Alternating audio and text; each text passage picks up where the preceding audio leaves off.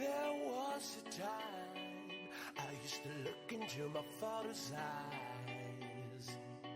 In a happy home, I was a king I had a golden throne. Those days are gone, now the memories on the wall. I hear the songs from the places where I was born.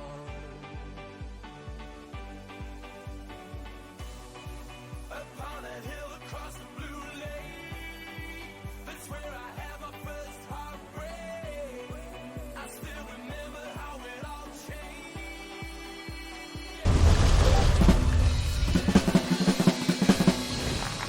I love it. I love it. What's up, everybody? My name is John Broad. I'm one of the co-founders and the CMO here at Rome. Welcome. It is awesome to have you all here. Wow. I think I saw a bunch of people from Empire. Are you guys in the audience? If so, give me a thumbs up. Give me a clap. Yeah, Empire in the house? All right. What about Go Rascal? I saw a bunch of Go Rascal people. Yeah. Cool.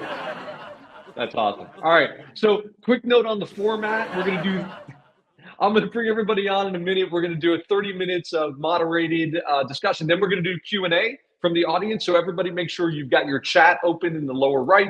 Throw any questions you have in there. We're going to pull those questions and ask them. We'll get to as many as we can, particularly if they're good. One programming note, Jonathan Haddad got pulled away at the last minute and unfortunately will not be able to attend, but we're thrilled that Brian Hale is able to moderate. Brian, as many of you know, is the founder and CEO of Mortgage Advisory Partners, and over his 40 years in the industry, he has led Closing Mark and Stearns and MetLife and Countrywide and Wells Fargo and Fleet, and I'm missing some others. So that's going to be awesome. And joining Brian, of course, are John Motowidlak, founder and CEO of Empire Financial, Scott Valins, who's the co-founder and CEO of Go Rascal, and Luke Shankula, the founder and president of Loans on Demand. Oh, and we have a very special guest at the end of the discussion, so you definitely want to stick around. Make sure you're here at the end. With that, I am super excited to bring out this star-studded group.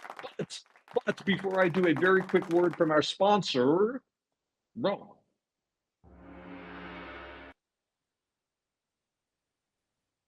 Rome is your virtual headquarters for mortgage teams. It brings your entire company and operating network together in one shared real-time interface. Unleash ultra productivity with a company visualization, presence, drop-in meetings, video meetings, group chats, scheduling, AI summaries, and AI agents.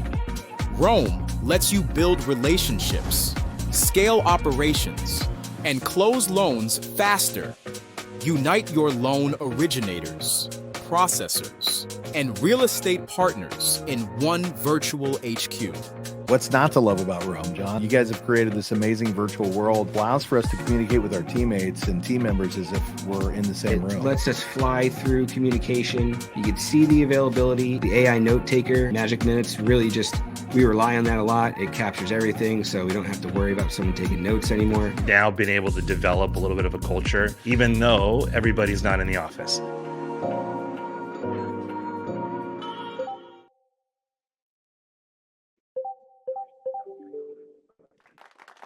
Good morning, everybody.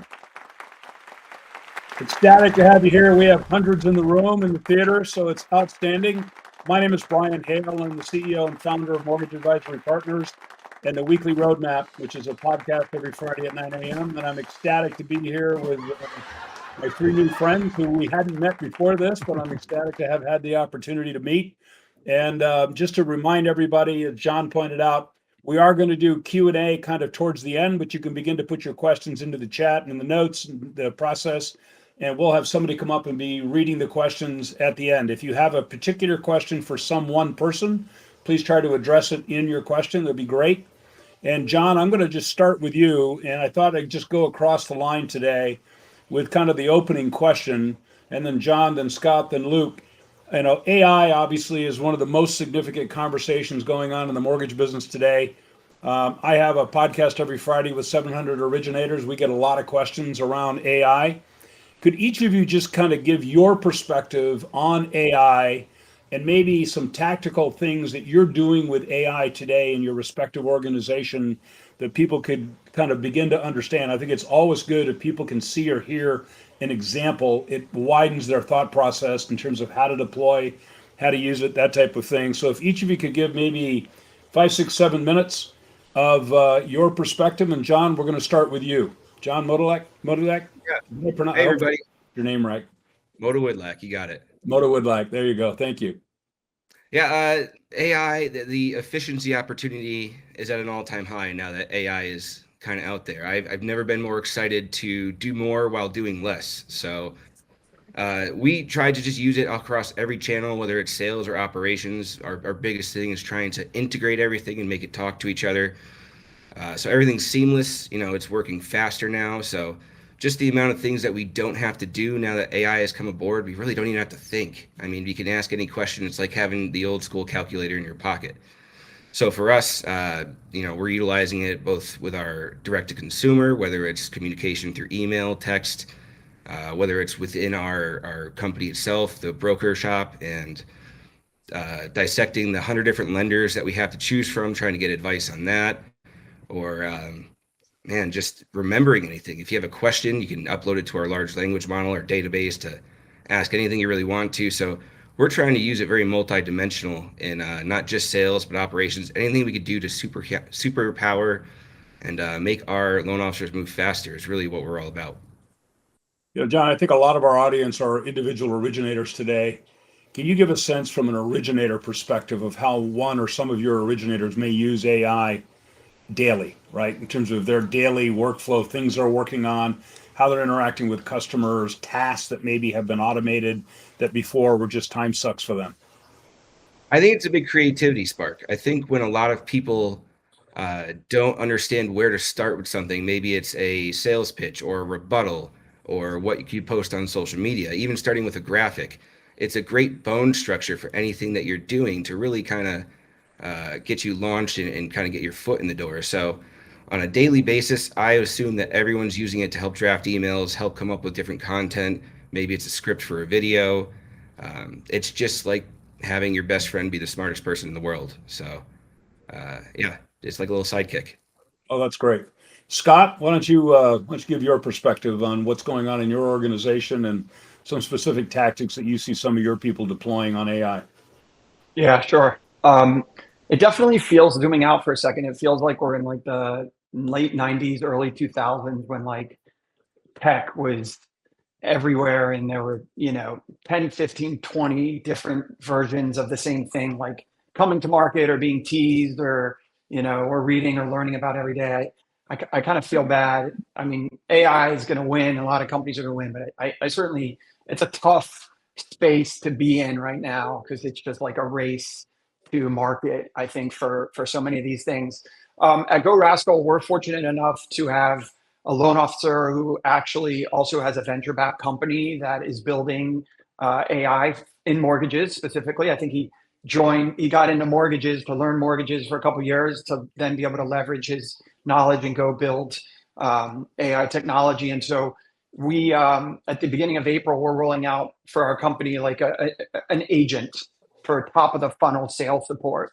So it'll be, if you use a soft phone to take a call with a customer, the soft phones already do a really good job of capturing, the summits and summarizing the content of the conversation. This agent or buddy, I think John used the term buddy as well, feels a little more friendly. We'll transmit that stuff into a much more, palatable document, more CRM style, where you could pull key pieces of information and then pull it right into our LOS, pre-populate a loan app for a borrower, so when they're coming in to fill it out, they're 50% of the way there.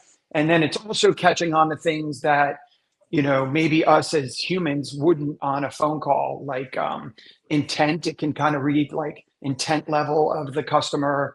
It can read, almost kind of interpret their ability or their likelihood to shop you, right? So we'll hear things like, I have no idea what a mortgage is. It's my first time, like those kind of key phrases, and kind of give you a little low, medium, high of like, their likelihood of going to the marketplace. And so all those little things that I think maybe in our brain we are processing, and we know deep down inside kind of what feels like subconscious now coming to the surface. So you can be very organized and intentional on, you know, how you sell and what you do and how to deliver the best opportunity for that customer. So that's something we're doing internally. Super excited and grateful that we'll have that. If I didn't have that, I would still be just as excited, because I think we're in the broker channel, and you know, vendors out there are building, you know, products. I think I wouldn't say nothing's exclusive to the broker channel, but I think large companies, you know, that have maybe, you know, capital or whatever, might be building their own proprietary thing, which is great. But I think we've seen in the last 5-10 years that products that maybe aren't proprietary, but that are built for our channel as a whole, have become like best in class. LOSs, for example. And so I'm excited for our product that we have coming to the market, but I'm excited for all the other products that are coming out there that are being built by third-party vendors that we'll be able to, you know, incorporate and implement into our workflow. Yeah, look, I spent most of my career running. Most innovation in our business does not come from large companies, right? It may be from large companies acquiring smaller, really smart and nimble companies, but, you know, typically too much capital is actually not healthy for a company, right? It makes you kind of fat, dumb, and slow, right, to some degree. And so, you know, smaller organizations can innovate faster, and I think that's where you're going to see a lot of very smart innovations come out in the industry.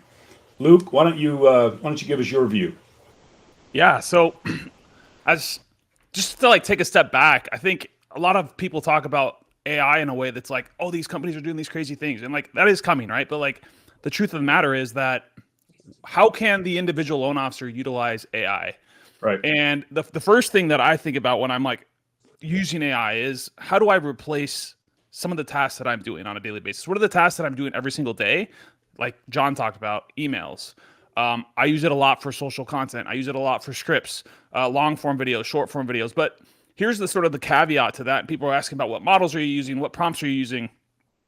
Like, while those things matter, the biggest thing, especially if you're talking about large language models, is the training data that you're using with those models, and also the knowledge that you have of the things like marketing, like sales, like scripting, right? Like if you don't know what a good script looks like and you use ChatGPT, I'm sorry, but your script's going to suck. Like it just is. And so understanding that it's not just prompts, it's not just the LLMs, it's utilizing these tools to make your life easier, but also understanding that you still need to have the knowledge to put that information in there, right? So like if you don't know what good copywriting looks like, you're going to put something out there that sucks. And you know, see a lot of people putting out content on social media that is very clearly AI. It has all the emojis, it has unlock, unleash, elevate, like the words revolutionize. Those are words that, sorry, there's a revolution in the title here, but it's just very obvious that you're using AI here. And so understanding that is like, hey, how do you use AI to fill a role within your particular workflow?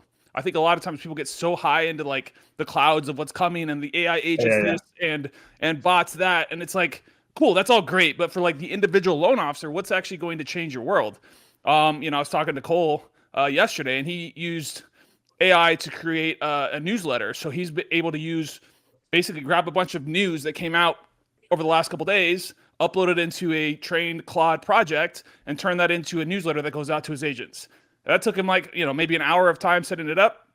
And now he's going to be able to send it out every single week, not spend 3-4 hours doing this research and then also putting together this content. And so that's the big thing that I think is, game changer, right? That's the big thing that I'll say about AI is like, you have to use it. Like there's no hiding from it right now. I think people are just in this realm where they think that it's not, like, people make fun of me all the time, like, are you AI? And I'm like, I think it's funny, it's cool, I get it, like, I'm a little obsessed with AI, but I also understand that, like, if we don't get our hands into this process, then like we're just going to be left like completely left behind, like, and maybe that's okay. I mean, I don't know, I know humans are always going to be needed, but the human that's leveraging AI is going to be able to do 10-20x what the person much more efficient. Yeah, right? Exactly. You know, Luke, to your point about, you know, things up here, people are wondering, you know, what are the big guys doing and that kind of stuff and what's coming. You mentioned originators using it for email.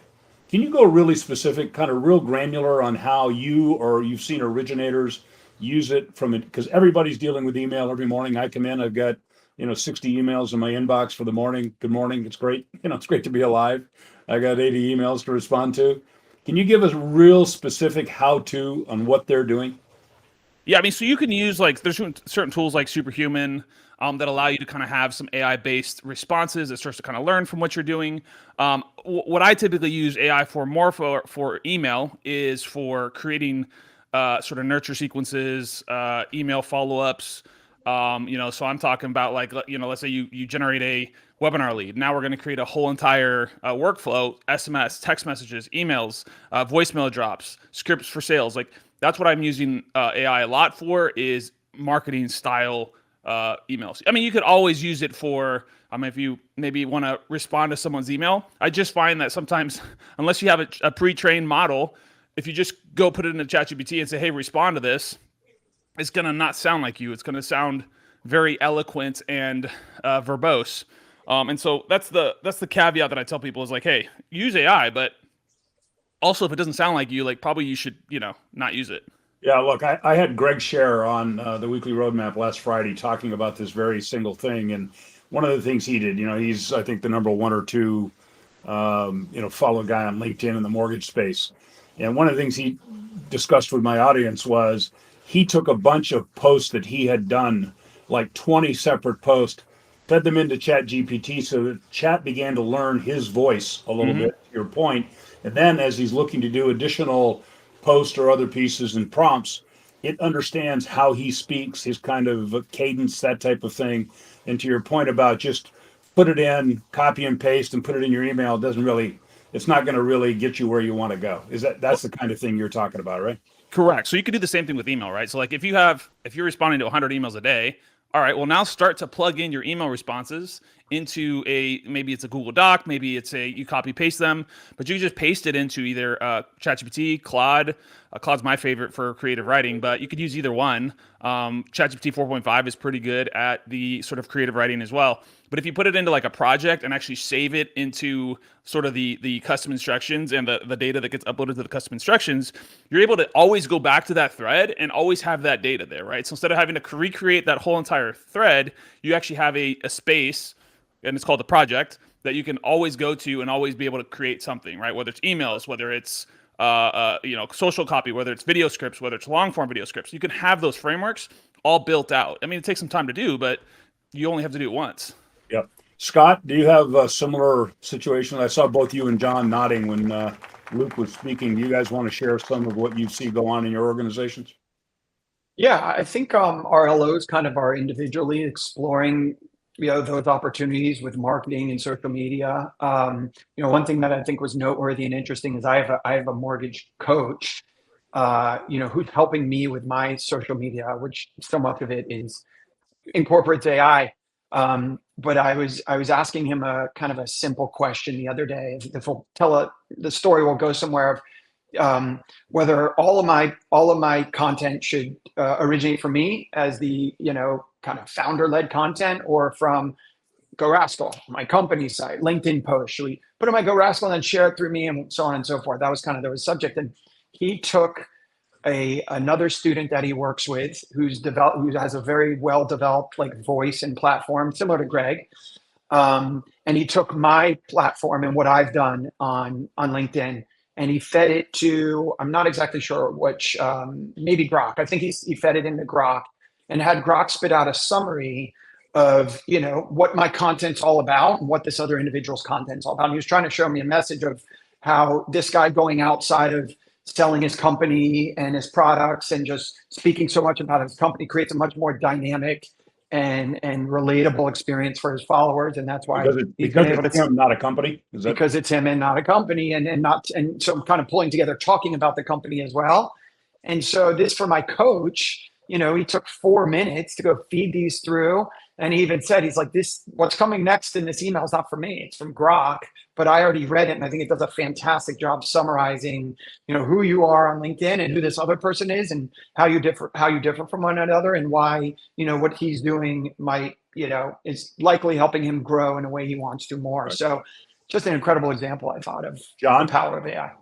Your thoughts on this? Yeah. Going back to a little about what Luke was saying, just my biggest thing is I love to customize it, right? It's kind of like a relationship to me. It's not always what it can give you, but what you can put into it. Right. So I'm a big advocate of teaching it. My favorite two things that ChatGPT came out with was the fact that you could store memory, so it could remember all the things. I want it to think like me, speak like me, act like me. And then the integrations. So the ability with, we were talking about email. So I want my ChatGPT to be linked directly to email so we can have communicational style content. It could tell me the emails. What email service do you use, John? Gmail. Okay. Gmail. So Gmail has a pretty solid integration with it to the point where you can just talk while you're driving in the car and craft basically every email you want on the way to work and have it read it back to you. So I love teaching it. I want it to be, if I ever pass away, I want my AI self to run the company. I want it to know me that well. Hey guys, let me that's some great applause.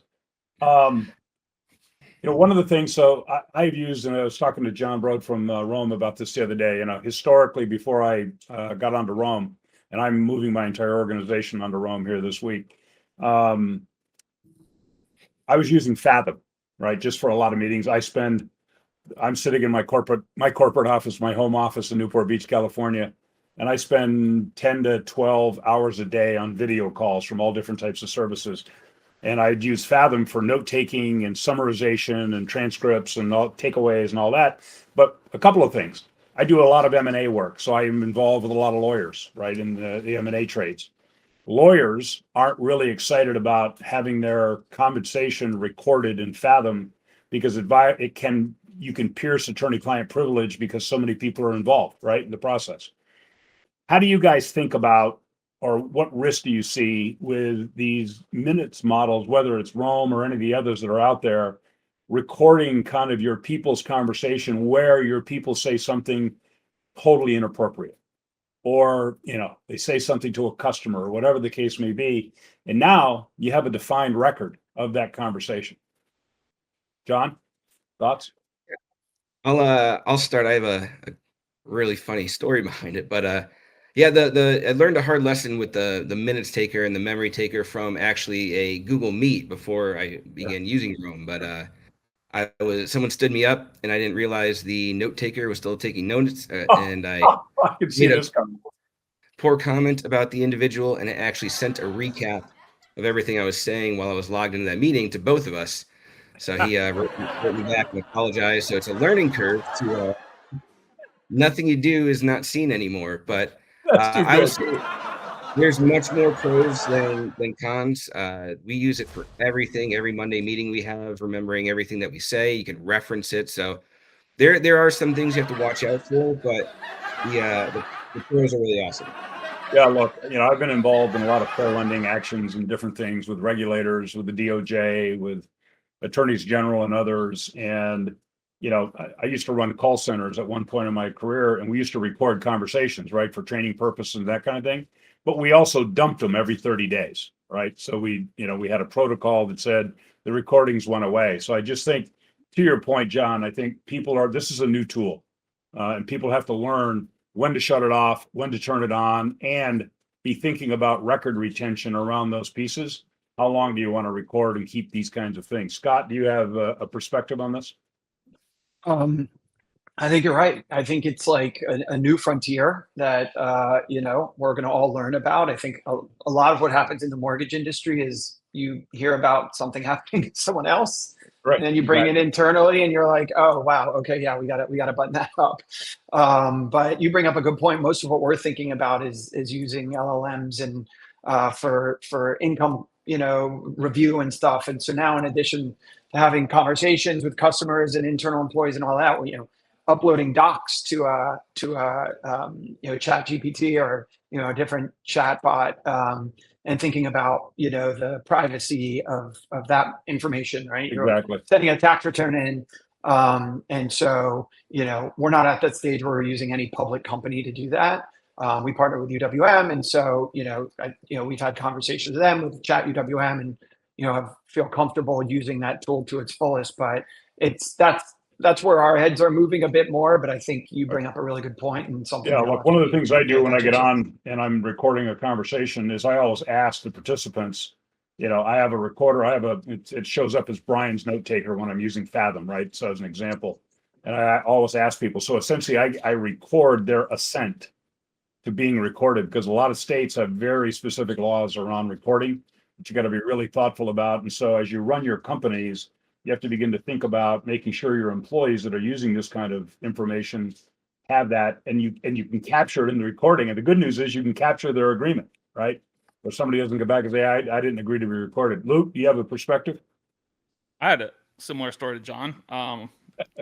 Not quite the same, but we were using Fireflies. We still use Fireflies, and we were having a conversation potentially about moving some people around in the company, and one of our employees went in, and we forgot that we didn't realize it wasn't like private to ourselves, and so they could see all because he was going back to look at something else, and so it is important. I mean, we record a lot too. We've done a lot of the call center stuff as well, recording calls and being able to use that for training purposes, call reviews, stuff like that. But we do have a data retention policy as well that is important. But it is that's it is kind of my point, is to make sure you begin to apply your data retention policy to this as well, right? That it's yeah.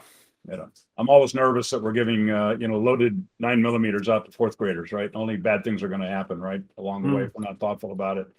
Look, guys, I'd like to get your perspective on this. When I talk, I had dinner last night with one of the more legendary CEOs in the mortgage business, and we were talking about this a little bit in terms of technology investment, what's going on in the business, and to your guys' point about big company, small company, whatever. It's my perspective that a lot of money is going to be spent around AI, and at least 50%, maybe 80% of it's going to be wasted, because people don't have a clear thought of what they're trying to automate, right? So I used to have a guy in IT when I ran MetLife, used to say, look, the production guys will go out and buy the washing machine, then they call up IT to come hook up the plumbing, right? Kind of an afterthought part of the process. How do you guys think about investing in your capital in these areas? And do you have this general sense that I see a lot of confusion between AI and machine learning? They're not the same. Right. But I think people mistake machine learning for AI. John, your thoughts on that? On kind of the potential pitfalls of this process? Yeah, I think anytime you dive into it, especially with such a big investment, like all the reports are coming out, I think I saw $200 billion over the next year or something. I tend to worry about an over-reliance on it. Like Luke was saying, if everyone's just kind of popping out, you can already tell if somebody's written something by ChatGPT now. Yep. So if everyone starts to rely on it, I also worry about the cost to consumer. I'm wondering if that's going to come down. Right now, it's basically use cases where it's a cost per click or if you pull the hook or whatever. I think that the more people use it, it will actually drive down the cost to consumer. Maybe just the resistance too could be a downfall. A lot of people will probably be initially resisting the change, trying to hold on to what they know. And AI can be really confusing and overwhelming at times. So with all the new tools coming out, it's almost like an analysis paralysis. There's too many to do. Where do you start? Where do you focus? So really just kind of focusing in on where do you need help, maybe starting with that and seeing what you can do to master that before you kind of add more to your plate. Right. Best advice I could give you, at least. Yeah. Scott, you have a view? Yeah, I mean, I agree. You have to, you have a technology budget in your P&L, and I think you got to honor it. And like any other technology you're investing in year over year, you got to kind of be true to your budget. I think, for us, it's, sales support and then kind of, operational support. Like, when it's coming soon, there'll be an opportunity to help with kind of like that pre-underwriting file structure, again, as brokers, before we're submitting our loans to our lending partners, like how can we add efficiencies, move that faster, put in cleaner loans, increase our submission to funding ratios and everything that we measure. And to me, that's the value and the cost of AI in that space can be measured. So for spending X dollars a month on something like that, and we see the conversion rate, 2 months later, then we can do the math and see that saved us money and was a good investment. I think when you talk about the sales and marketing, social media stuff, a little bit harder to measure. And then, of course, there's a huge opportunity. We've talked about it a lot on here for that. But I think that's where, you got to be careful about buying, bells and whistles. I also think like we use the phrase shiny object a lot. And so if I'm sitting in a meeting with my COO and we're talking about new tech opportunities, we're in New York City. So we get a lot of emails from, venture funds, 2 blocks away from me, and we're a big brokerage in New York, seeing if they can do a demo and then, try to sell us like a new, a brand new version or a brand new technology. So we're very careful about identifying things as a shiny object and something that feels kind of too early to adapt and adopt, and really stay focused on where we think in the, the journey of a loan, it can make a real impact on our business. I've been inside almost 90 companies in the last 3 years because of M&A. So I visit a lot of companies that are targets or potential targets. The number one bitch that I hear from CEOs and CIOs is we've invested in all this technology and we cannot get adoption by our sales force or our people to use it, right? We get the underwriter who says automated underwriting and he or she says, well, I got my name on the file. I don't care what automated underwriting. I'm going to go through and do the entire underwriting on the file again. And then the other problem you got a little bit is the aging of loan officers in our business. You got a little bit of an issue of the 10 thumb issue of, just keyboarding it and utilizing it. And so people are investing in CRMs and all kinds of technology, and less than 10% of their people actually execute on the technology. So, Luke, your view in this area? Well, just to touch on that, I also think a lot of times executives at big companies are like completely clueless, and they buy the stupidest crap. Yes. And then they're like, why aren't they using it? Because I'm sorry, this is terrible technology that is 10 years old. Right. And or nobody has to field what they needed or wanted. Right. Well, exactly. And that's the thing, right? Is understanding that, especially as an individual loan officer, like what are the tools you need to use, right? I mean, I think it's you have to invest. I mean, especially with these tools are now $20 a month, $10 a month, $29 a month, like a couple of them, try them for 2 months, whichever ones they work, just shut them back off. Just know that you're going to die by $1,020 subscriptions. So just make sure you cancel them if you're not using them, because they do start to add up after a while. But I do think that a lot of these are that they want to invest in AI. They want to invest in technology. But like I said, I mean, you talked about it earlier. The smallest companies are the ones that are able to be nimble and adjust. And also, I think if you have to understand what the loan officer is doing every single day. Like, what are the things that they're struggling with? Most of the time, the tools that they buy are not things that they're struggling with, or things that actually generate loans. And like, what's that? Look, I had a little bit of advantage in my career. I started my career as a loan officer trainee, and then did 1,000 loans a year for a couple of years, right? So if you do a bunch of loans, you begin to understand what actually the job looks like. There's an awful lot of people at the top of companies that just have no idea. Look, I've had a general view of our industry for 40 years. I've seen a lot of technologies come and go, and I've always described our industry as having a wagon and a horse, and the new technology was a slightly faster horse, but still a horse and a wagon. My own 2 cents is that AI is the first technology I've seen ever that has the chance to shoot the horse, put rockets on the wagon, and take off, right? And so, but there will be a lot of mistakes made. I want to bring some folks back up for Q&A. So, Grace, welcome. All right. Hi, everyone. I'm Grace from Rome. I'm going to help with some Q&A facilitation. So first of all, I saw this question asked in a number of ways in the chat, but maybe it would be helpful if each of you could go through and tell us what your AI stack is. Like, what are the actual things that you're using for email, content creation, wherever else, meeting note-taking minutes, wherever else you're using AI. John, go ahead. John? Yeah, well, of course, I'm using Rome for the note-taking and AI. But I love Canva, the stuff that it can do with that. Like I said, I like the deep email and Google integrations. Those go a long way, whether it's your calendar, tasks, email. We have them all spread out. We have different, I forgot the name of it. I think it's called Gamma, but it makes your presentations for you really quick. I'm actually at HumanX in Las Vegas, so I got the tour of like all the new toys coming out. One that I'm definitely going to sign up with, it's called Visual Visitor. It actually will give you like an AI profile of everyone that just visits your website due to cookies. So like the stuff that is coming out, it's really cool.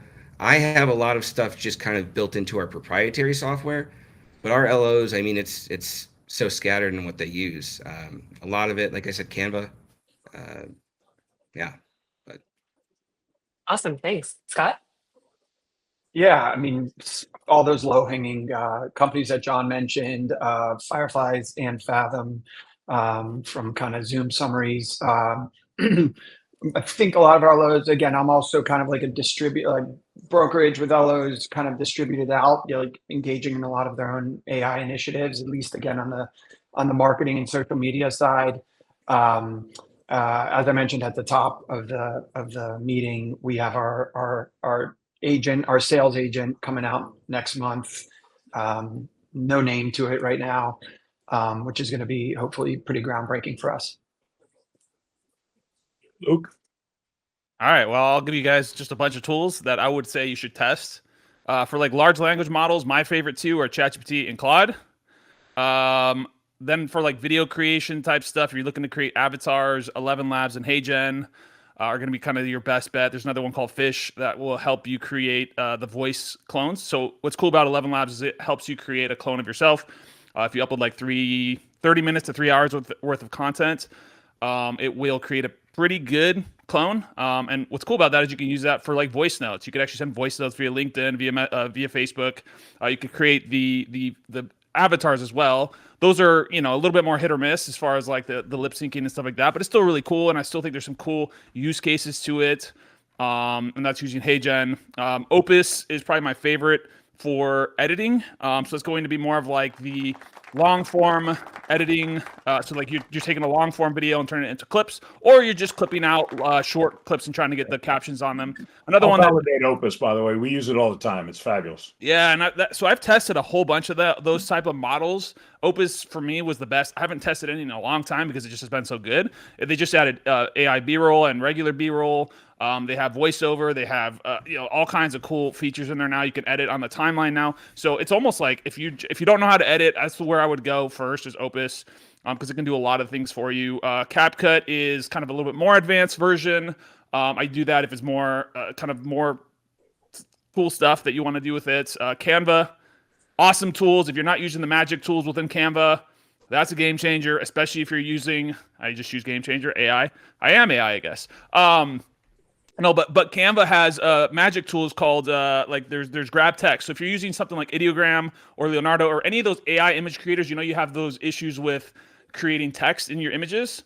So what you can do is you can create the image within one of those AI image generators, put it into Canva, and use the grab text feature to then grab the text and edit the text so it actually looks good. So that allows you to use those platforms. Fireflies, Fathom, Ideogram, Leonardo, and Flux are my favorite for image creation. And then Kling is one I just started messing with. Right? Hey, you never know. And there's a bunch others, but we'll start there. Can I make one social comment on this? I'm using a number of those tools. My people are using a number of those tools. And occasionally I hear people go, I'm too old to do that. But guys, I turned 70 this year. Mm-hmm. I'm doing it. I'm using it. It's improving my life. Educate yourself. Grace, more questions? Yeah, we're going to open up our live Q&A feature now. The way that works is you'll see a little Q&A ask a question box. You can go ahead and click that and it'll actually create a queue of people. And then the first person in the queue is the live one who is asking the question. And then if you're behind them in line, when they go back to the audience at the end of their question, they'll be able to ask. So go ahead. All right, as we're waiting for people to queue up, let's see.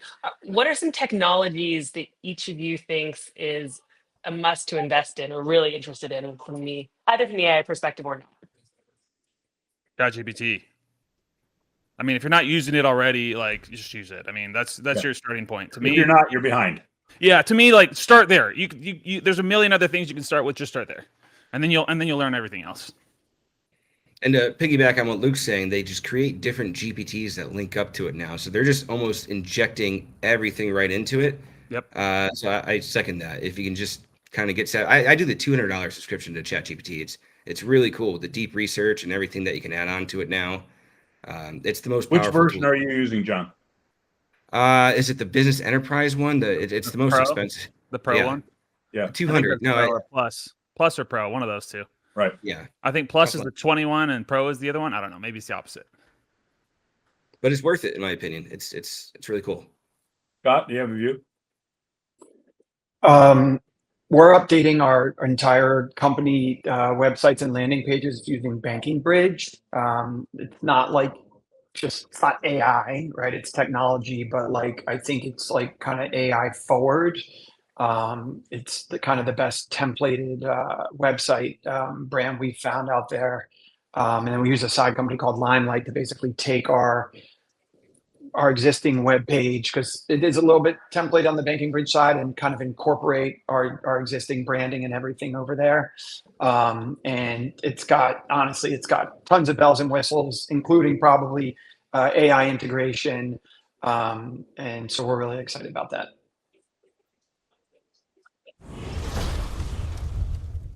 And I think that's all our questions for now. Brian, back to you. Thank you. And John, are you coming back up? I am coming back up because I have a lot of work to do here. First of all, I want to thank this incredible panel. Brian, John, Scott, Luke, please give it up for these guys. I thought that was fantastic. I learned a bunch. And it's the beginning of the conversation. And to that point, we're going to throw, please follow these guys on social media, love them, like them, share. We just threw their LinkedIn's in the chat. And so let's give it up one more time for these guys, but don't go anywhere, because I promised you that we had a surprise.